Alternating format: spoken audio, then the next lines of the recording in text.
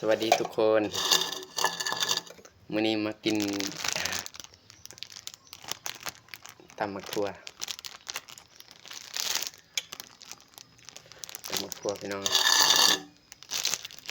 ไอ้เหี้ยตำบักถั่วนี่เบิ่ง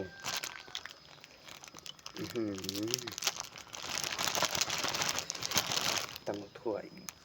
โอ้ว่ะเมนูตำบักถั่วนี่ก็มีข้าวเจ้ากินข้าวเจ้าก่อนน้องเอ้ยเทแล้วนะเป็นไง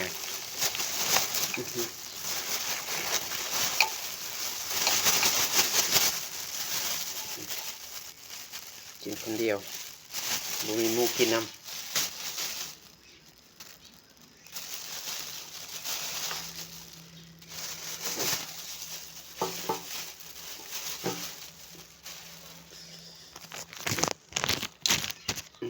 มีผักพร้อมนี่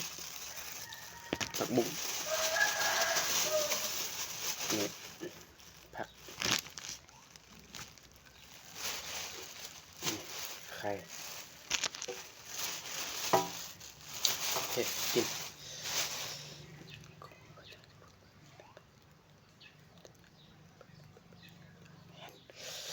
อเมนอเมนอเมนอเมนกินข้าวพี่น้องเอ้ยนี่มาเด้อทุกคน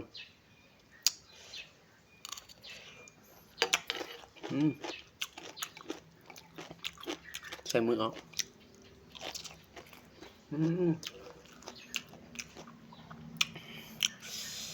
แซ่บอ่ะ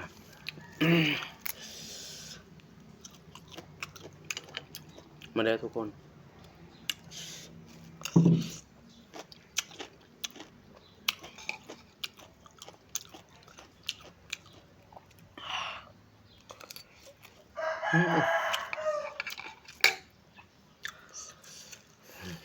สุดยอดอร่อยจริงๆ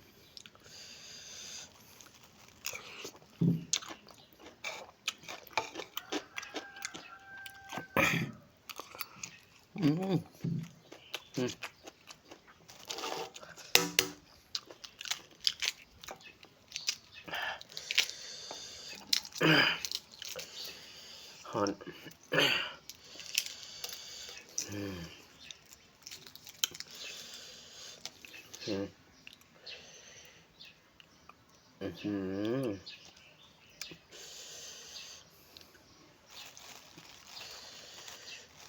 แบบนี้เลยทุกคน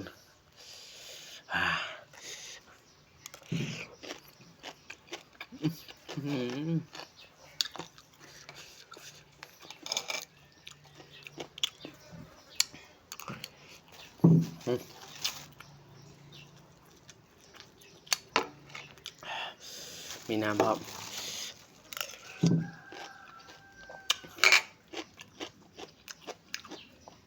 ตำหงสารวันก็แซ่บ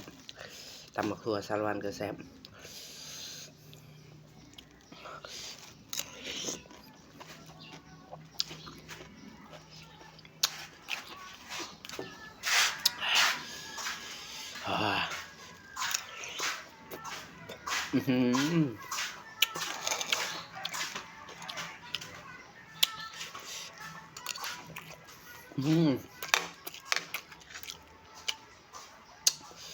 โคตรแซ่บเลยทุกคน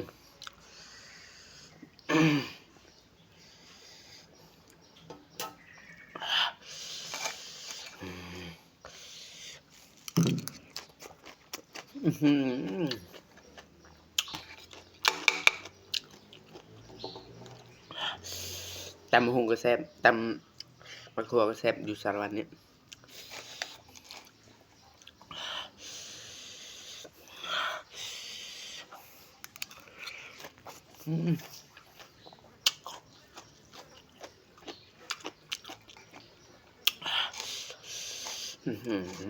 แซ่บ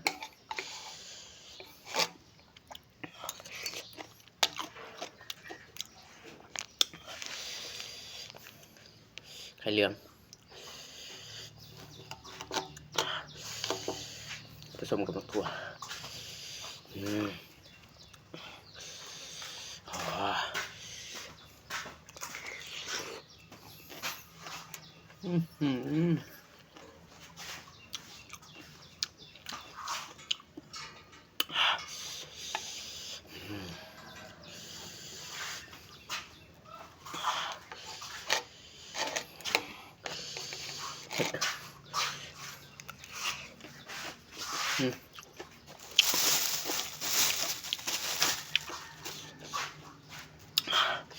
แป๊บเดียวแมงวันมาเลย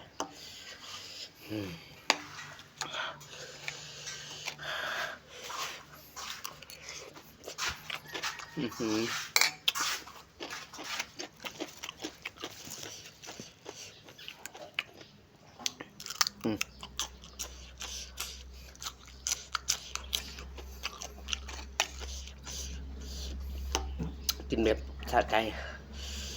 กินแบบสะใจทุกคน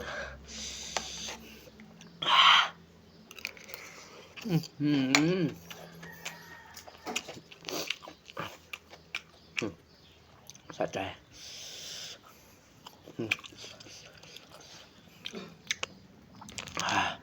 แมงวันก็ตอม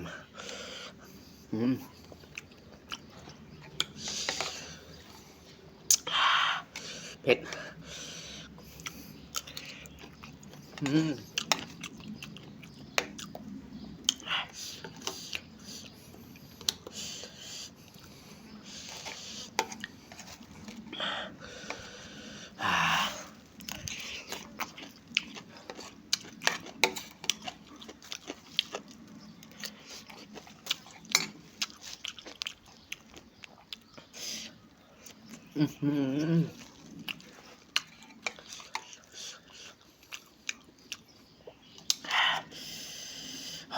เผ็ด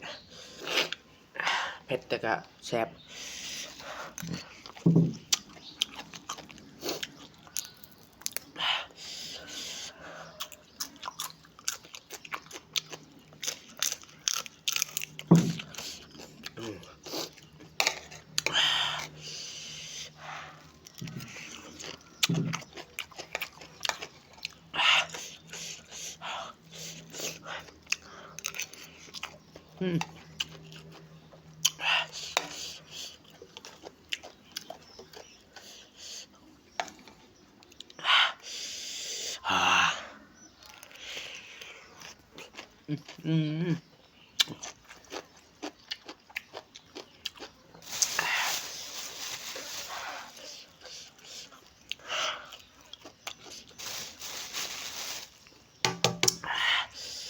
ใครซื้อ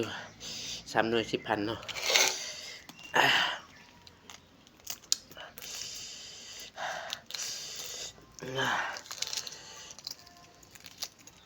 ไข่ไก่3 หน่วย 10,000 พี่น้องพอซื้ออยู่ไข่ต้มนะนี่กินแบบนี้เลย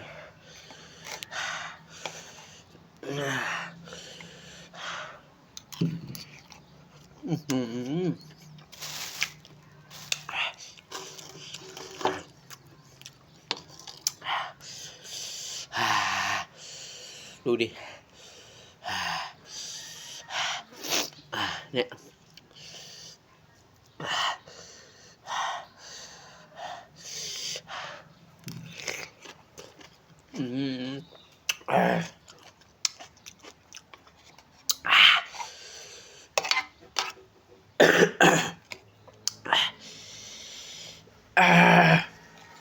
สมัครนำขอโทษขออภัย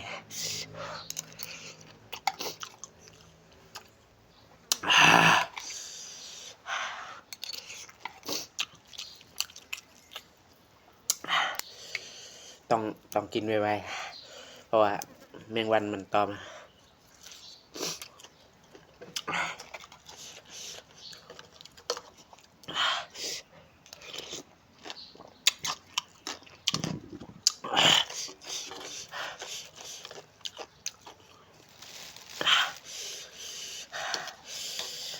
เขาใส่มะนาวเนาะเป็นลูกเลย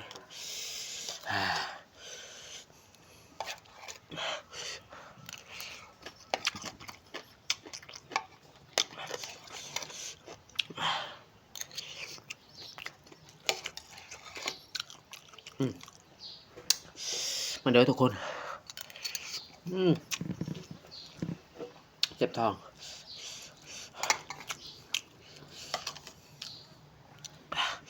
ตอนไปตำก็เขาบอกว่าเผ็ดบ่เขาก็ว่าเอาปานกลางแต่ว่าเขาเป็นคนกินเผ็ดบ่ได้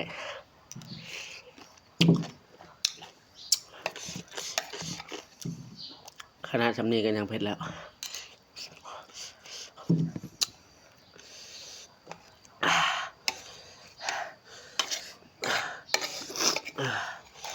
โอ้ยขี้มุกน้อย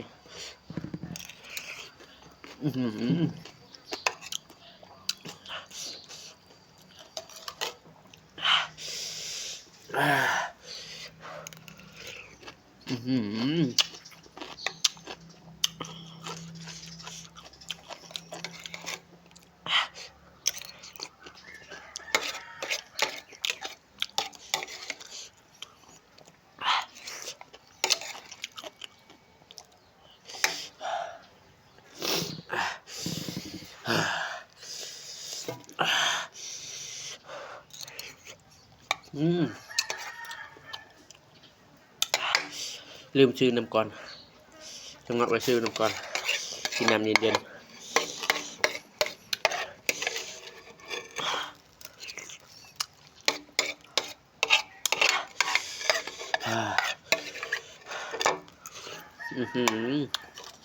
แซ่บพี่น้องเอ้ย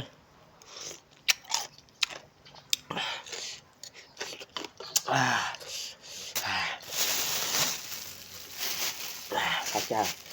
กินบ่เบิด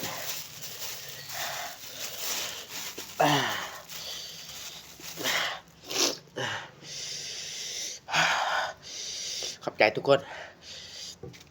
คลิปนี้ก็มีเนี่ยสำนีแหละกินข้าวเที่ยงเผ็ดไรไปก่อนฝากกดไลค์กดแชร์หน่อยติดตามหน่อยเด้อ